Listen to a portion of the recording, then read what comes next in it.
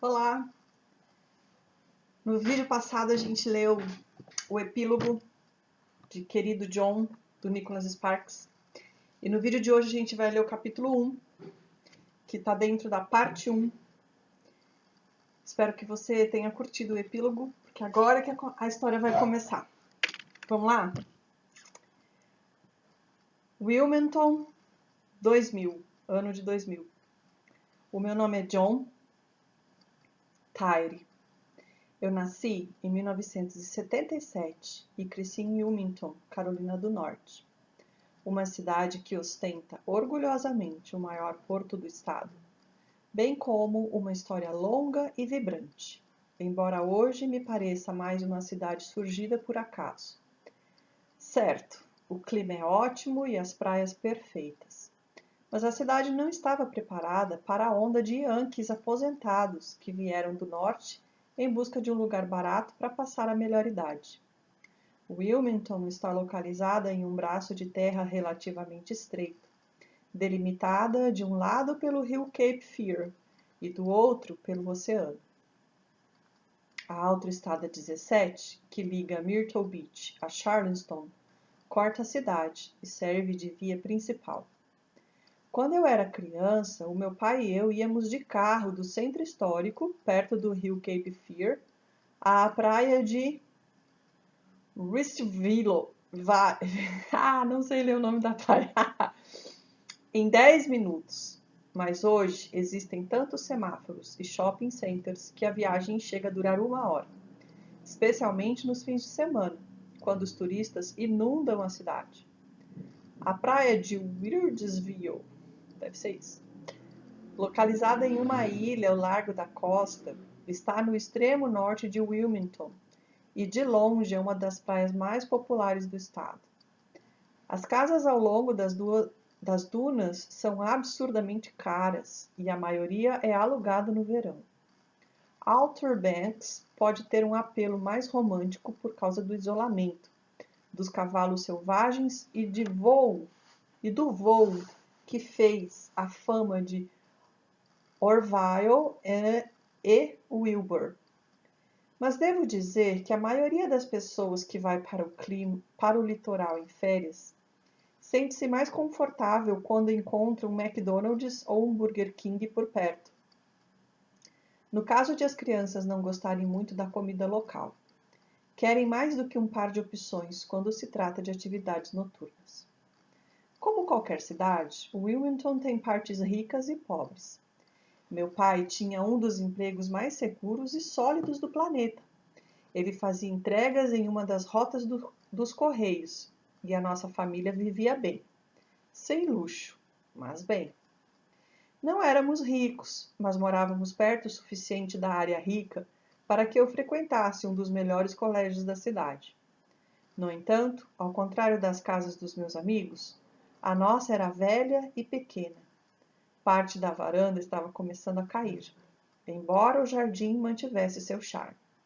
Havia um grande carvalho no quintal, e quando eu tinha 8 anos, construí uma casa na árvore com pedaços de madeira que recolhi em um canteiro de obras. O meu pai não me ajudou com o projeto.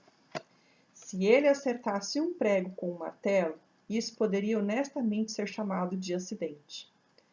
Neste mesmo verão, aprendi sozinho a surfar. Suponho que deveria ter percebido nessa época como era diferente do meu pai, mas isso só demonstra o quão pouco se sabe da vida quando se é um garoto. Nós éramos totalmente diferentes um do outro. Enquanto ele era sedentário e introspectivo, eu estava sempre em movimento e odiava ficar sozinho. Ele dava muito valor à educação.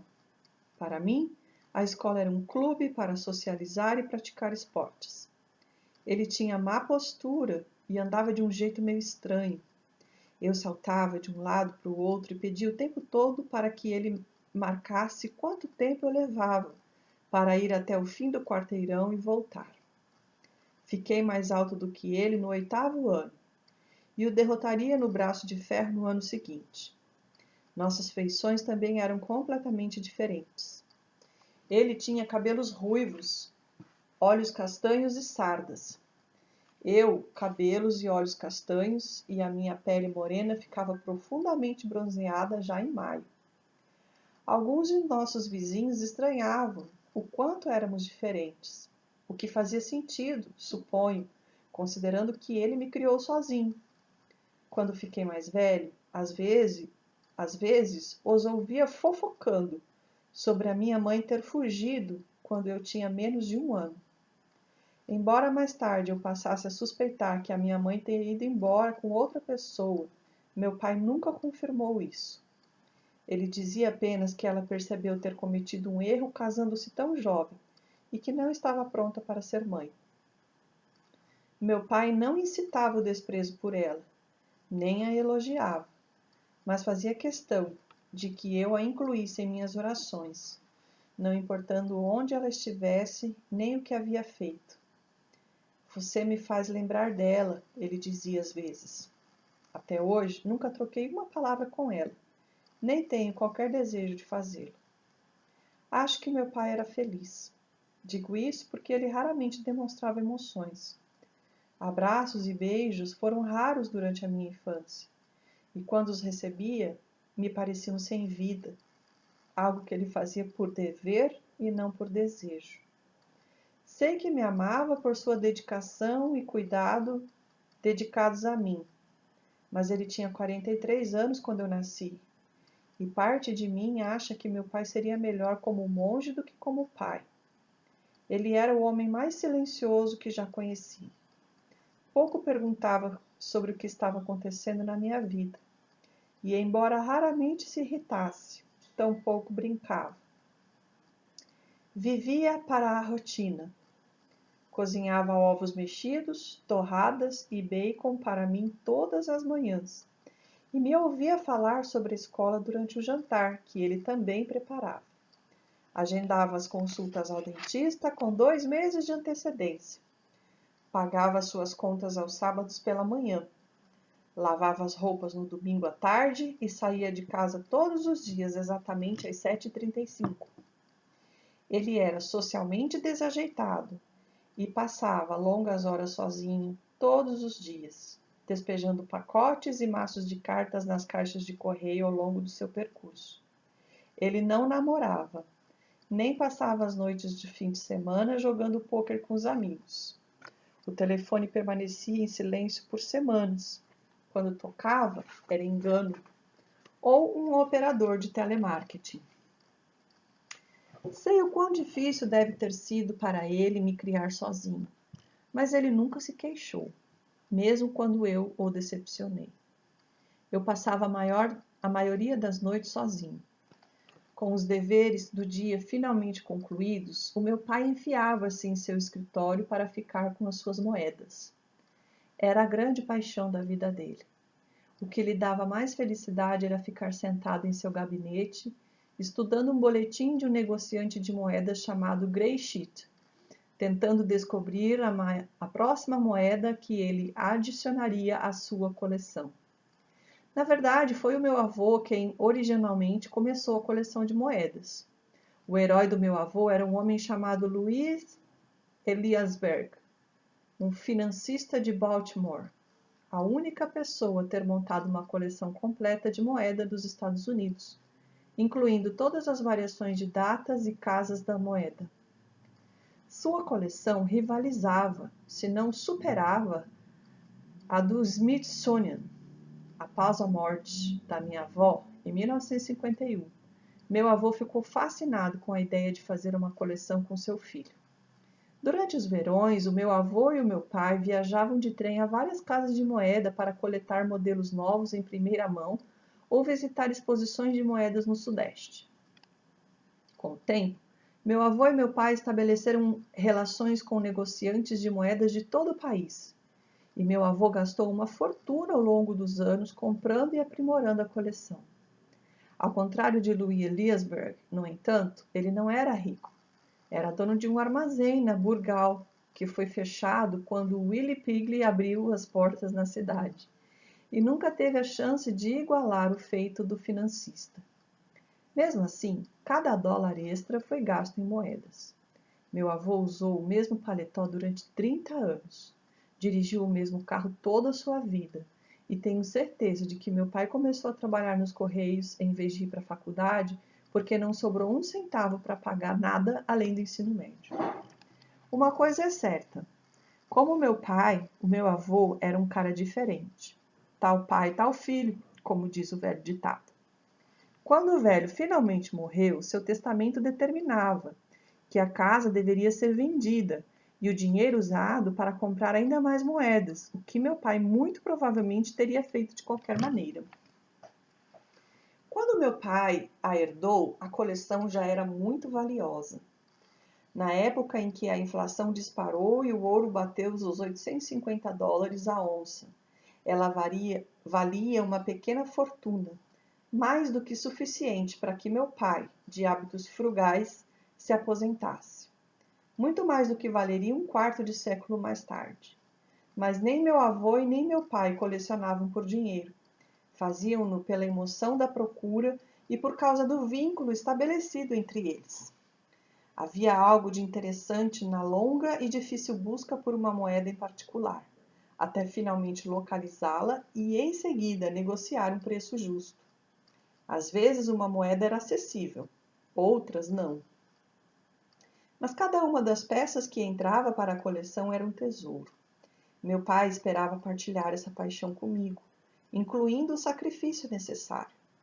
Durante a infância e adolescência, tive que dormir com cobertores extras no inverno e tinha um único par de novos sapatos por ano. Nunca havia dinheiro para roupas, a menos que elas fossem compradas no Exército da Salvação. Meu pai sequer possuía uma câmera. A única foto nossa foi em uma exposição de moedas em Atlanta. Um negociante fez a foto enquanto estávamos em frente ao seu estande e a enviou para nós. Durante anos ela ficou exposta na escrivaninha dele. Na foto, meu pai está com o braço sobre meu ombro e ambos estamos radiantes. Na minha mão há um níquel búfalo de 1926D em perfeitas condições, uma moeda que meu pai tinha acabado de comprar. A moeda estava entre os mais raros níqueis búfalo e acabamos comendo cachorro quente e feijão durante meses, uma vez que custara mais do que o esperado. Mas eu não me importava com o sacrifício, pelo menos durante um tempo. Quando meu pai começou a falar comigo sobre moedas, eu devia estar na primeira ou segunda série. Ele me tratou de igual para igual, um adulto. Especialmente seu pai, tratar você como um igual é emocionante para qualquer criança, e eu me deliciava com a atenção, absorvendo as informações. Em pouco tempo eu sabia dizer quantas St. Gaudens águia dupla foram cunhadas em 1927 em comparação a 1924, e por que uma moeda de 10 centavos Barber, cunhada em Nova Orleans em 1895, valia 10 vezes mais do que a mesma moeda cunhada no mesmo ano na Filadélfia. Aliás, eu ainda sei. No entanto, ao contrário do meu pai, a minha paixão de colecionador finalmente começou a desaparecer. O meu pai só sabia falar disso, e depois de 6 ou 7 anos, passando os fins de semana com ele em vez de sair com os amigos, eu fiquei farto. Como a maioria dos garotos, passei a me interessar por outras coisas. Esporte, meninas, carros e, sobretudo, música. Aos 14 anos, eu ficava pouco tempo em casa. Meu ressentimento também aumentava. Pouco a pouco comecei a notar a diferença entre o nosso modo de vida e o dos nossos amigos. Enquanto eles tinham dinheiro para ir ao cinema ou comprar um elegante par de óculos de sol, eu tinha de vasculhar o sofá atrás de moedas para comer hambúrguer no McDonald's. Mais de um dos meus amigos ganhou um carro no aniversário de 16 anos. Meu pai me deu $1 de prata Morgan, cunhado em 1883 em Carson City. As manchas do nosso sofá velho eram cobertas por uma manta. E éramos a única família que eu conhecia sem televisão a cabo ou forno de micro-ondas. Quando a nossa geladeira quebrou, ele comprou uma usada, no tom de verde mais horrível do mundo, uma cor que não combinava com nada na cozinha. Fiquei envergonhado com a ideia de convidar amigos para me visitar e culpei meu pai por isso. Sei que era um sentimento muito mesquinho. Se a falta de dinheiro me incomodava tanto, eu poderia ter cortado grama ou feito bicos, por exemplo. Mas foi assim que aconteceu. Fui cego como um morcego e burro como uma porta. Mas mesmo se disser que lamento minha imaturidade, não posso desfazer o passado. Meu pai percebeu que algo estava mudando, mas não tinha ideia do que fazer a respeito. Ele tentou, porém, do único modo que sabia, do mesmo modo que o pai dele.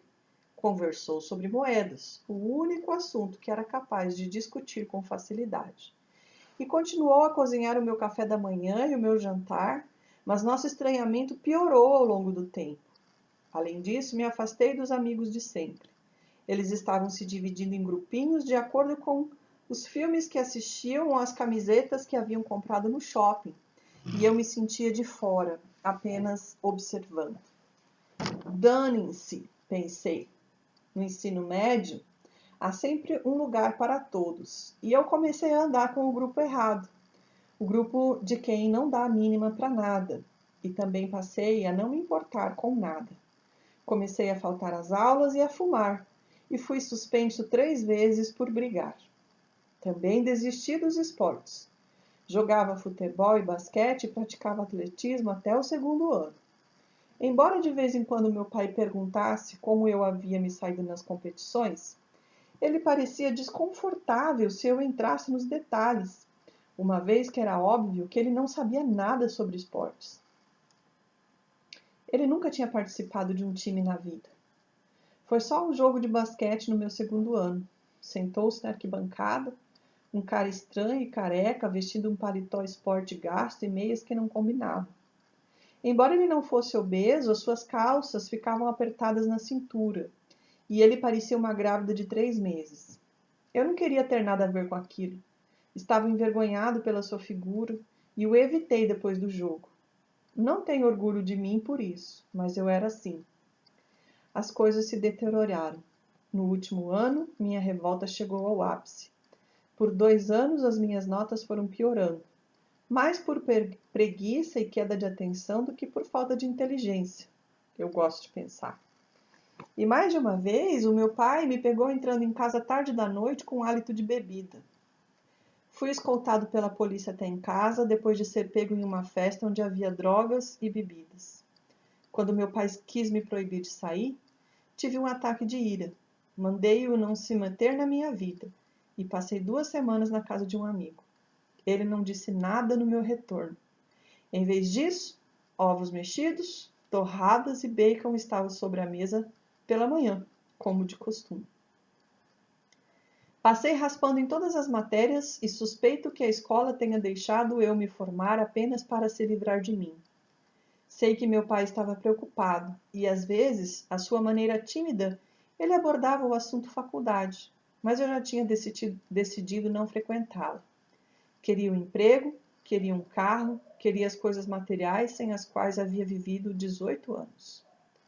Não mencionei nada disso para ele até o verão depois da formatura. Mas quando ele percebeu que de fato eu não tinha me inscrito para a faculdade, trancou-se em seu escritório pelo resto da noite e não disse nada durante o café com ovos e bacon na manhã seguinte. Mais tarde, naquela noite, ele tentou me envolver em outra discussão sobre moedas, como que tentando recuperar o companheirismo que havia entre nós. Lembra quando fomos para Atlanta e você encontrou o níquel búfalo que procurávamos há anos? Ele começou. Aquela viagem que tiramos a foto? Nunca vou esquecer como você estava animado. Lembrei-me de mim e meu pai. Balancei a cabeça. Toda a frustração da vida com meu pai vindo à tona. Estou farto de ouvir falar de moedas, gritei. Nunca mais quero ouvir falar disso. Você deveria vender a maldita coleção e fazer outra coisa, qualquer outra coisa. Meu pai não disse nada, mas nunca vou esquecer a expressão dolorosa quando ele finalmente se virou e marchou de volta ao escritório. Eu o havia magoado. Embora tenha dito a mim mesmo que não queria aquilo, no fundo sabia que estava mentindo.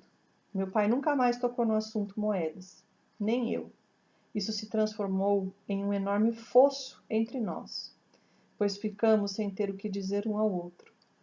Poucos dias depois, percebi que nossa única fotografia também havia desaparecido, como se ele acreditasse que mesmo o menor lembrete das moedas pudesse me ofender. Na época, provavelmente ofenderia. Apesar de eu ter presumido que ele havia jogado a foto fora, tal percepção não me incomodou em nada. Durante a adolescência, nunca cogitei entrar para o exército. Isso nunca passou pela minha cabeça. Apesar de o leste da Carolina do Norte ser uma das áreas mais militarizadas do país, existem 7 bases a poucas horas de carro de Wilmington. Achava que a vida no exército era para fracassados. Quem queria passar a vida recebendo ordens de um bando de escovinhas escravos? Não, eu não.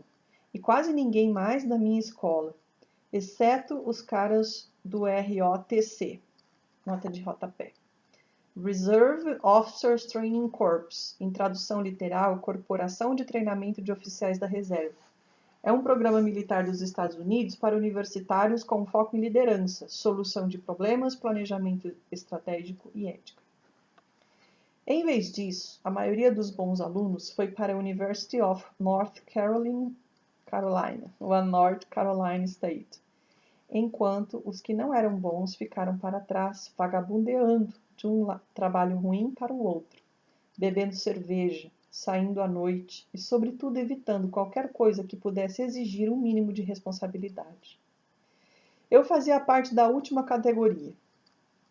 Nos 2 anos após a formatura, passei por uma sucessão de empregos, trabalhando como garçom no Outback, rasgando canhotos de ingressos no cinema local, fazendo carga e descarga de caixa no Staples, cozinhando panquecas na Waffle House e trabalhando como caixa em lojas turísticas que vendiam bugigangas para quem não era da cidade. Gastei cada centavo que ganhei. Nunca tive a ilusão de galgar a carreira gerencial e acabei sendo demitido de todos os trabalhos que tive. Por um tempo não me importei. Estava vivendo a minha vida. Era ótimo surfar até tarde e dormir. E como ainda morava em casa, minha renda não era necessária para coisas como aluguel, alimentação, seguro ou garantir o meu futuro. Além disso, nenhum dos meus amigos estava melhor que eu. Não me lembro de estar particularmente infeliz, mas depois de um tempo cansei-me daquela vida. Não do surf. Em 1996, os furacões Berta e Fran atingiram a costa, e aquelas foram as melhores ondas do ano. Mas de ficar no bar do Leroy depois do surf, comecei a perceber que todas as noites eram iguais. Beber cervejas e topar com algum amigo do ensino médio que perguntaria o que eu andava fazendo. Eu perguntaria o que ele andava fazendo. E não é preciso ser nenhum gênio para perceber que nós dois estávamos no caminho mais rápido para lugar nenhum.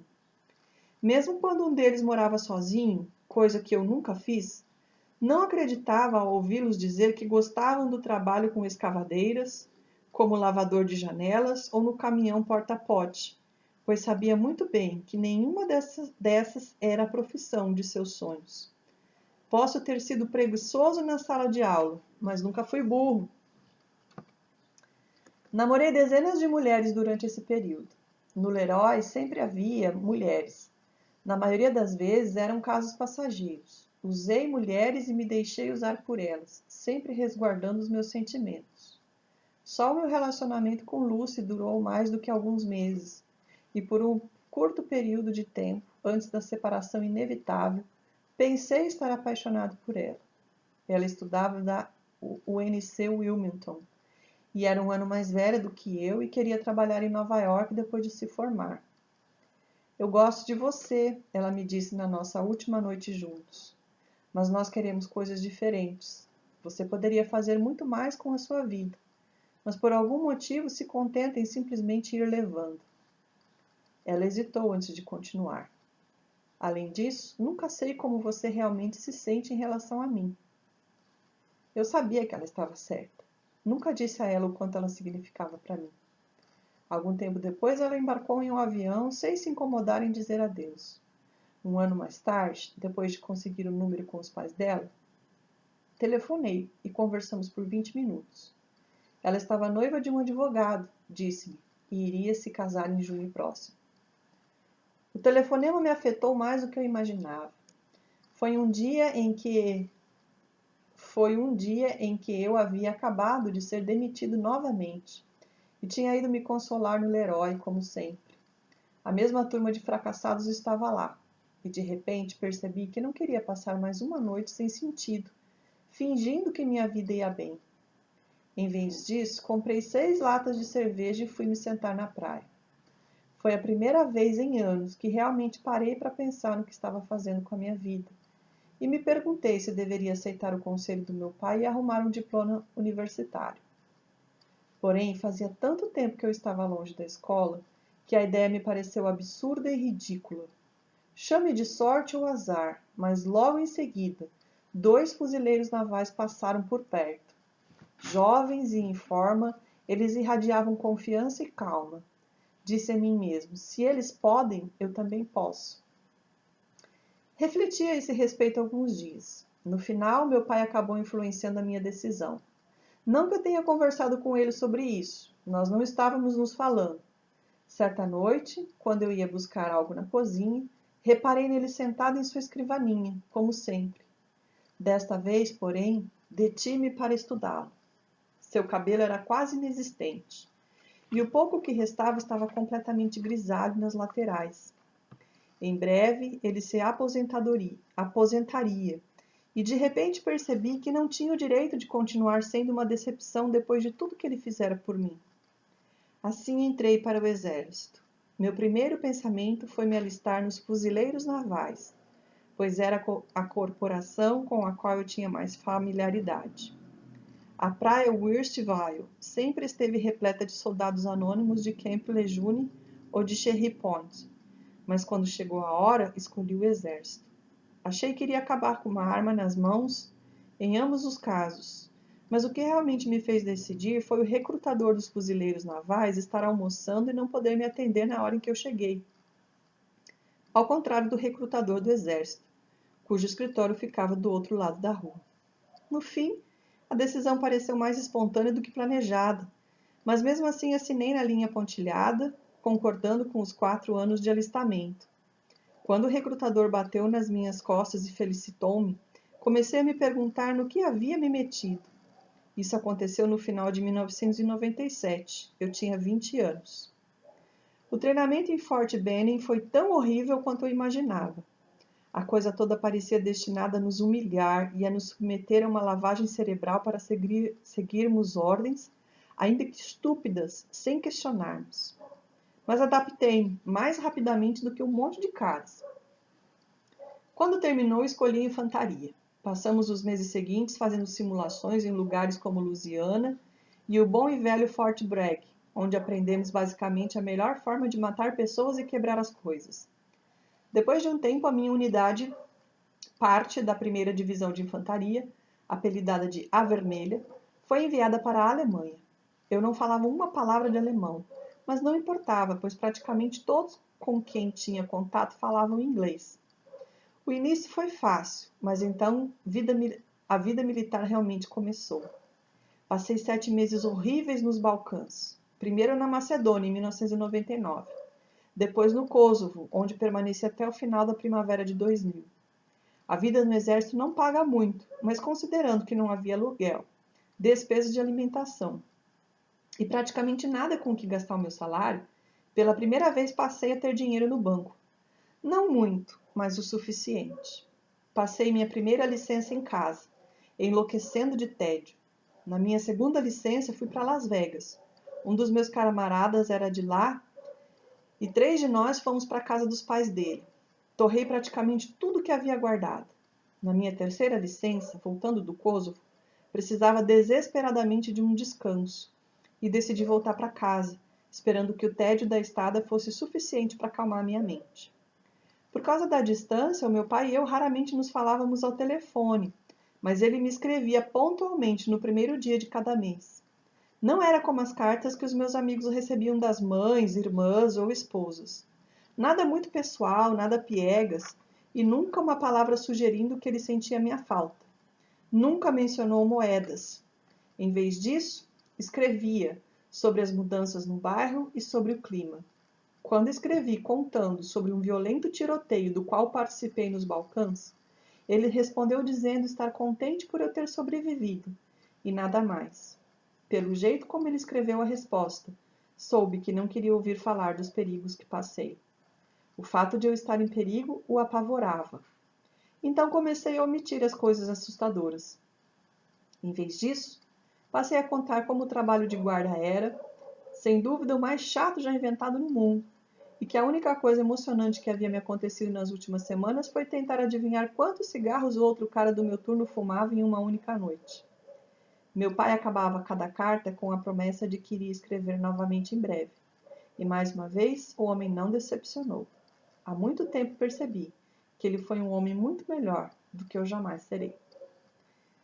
Vou parar a leitura por aqui, nesse vídeo. No próximo vídeo a gente continua o capítulo 1.